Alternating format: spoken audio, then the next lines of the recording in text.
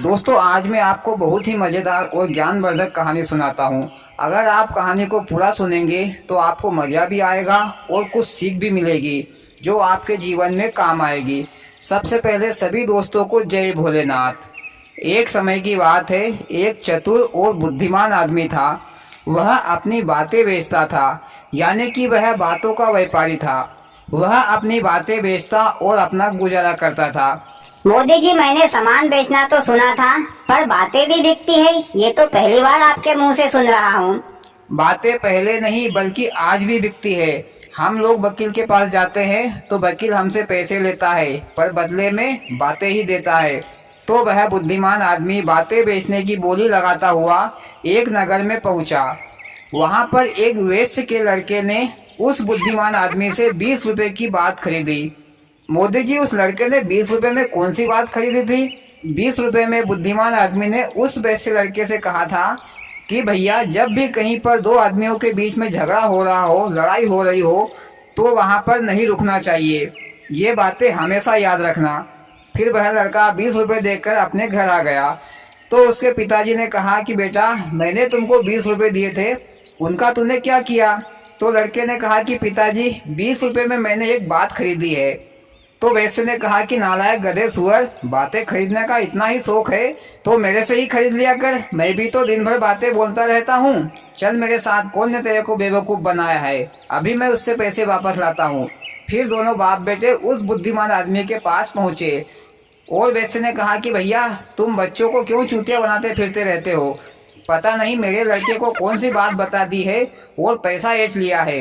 लाओ, मेरे पैसे वापस कर दो। तो बुद्धिमान आदमी ने कहा कि कभी भी तुम मेरी बातों का इस्तेमाल नहीं करोगे तो मैं तुमको पैसे वापस दे देता हूँ। वैश्य ने कहा कि हम तुम्हारी बात का इस्तेमाल क्या, कभी सपने में भी याद नहीं करेंगे। फिर वैश्य अपने 20 रुपए लेकर अपने घर आ गया। कुछ समय बाद एक दिन क्या हुआ कि राजा साहब के लड़के और मंत्री के लड़के के बीच में लड़ाई हो गई जंगल में।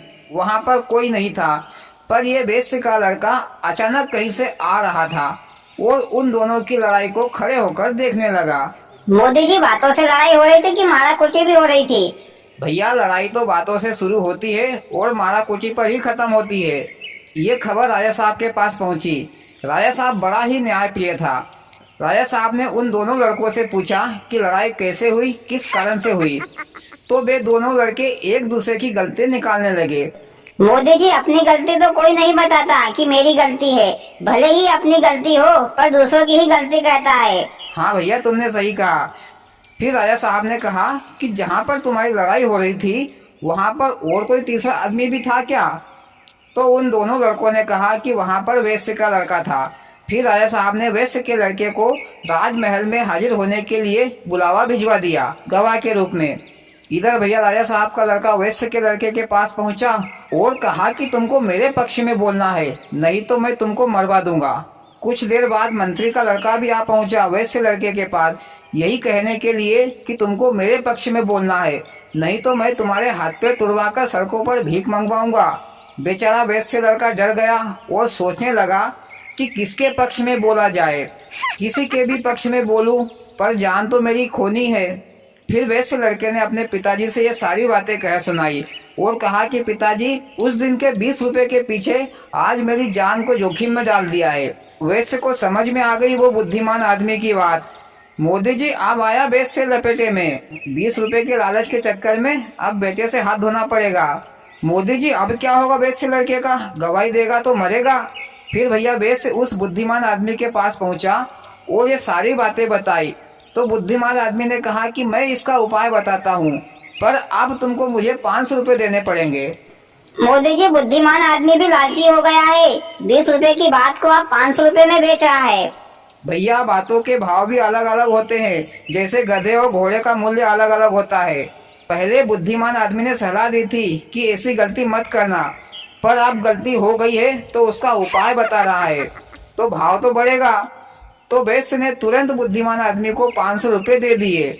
फिर बुद्धिमान आदमी ने कहा कि जब तुम्हारे लड़के को राज दरबार में पेश किया जाएगा तो तुम्हारे लड़के को फटे पुराने कपड़े पहना देना और तुम्हारा लड़का कपड़े को फाड़ता हुआ नाचने लग जाए। और राजा साहब कुछ भी पूछे तो एक ही जवाब दे कि मुझे सब पता है, इसके अलावा कुछ ना बोले।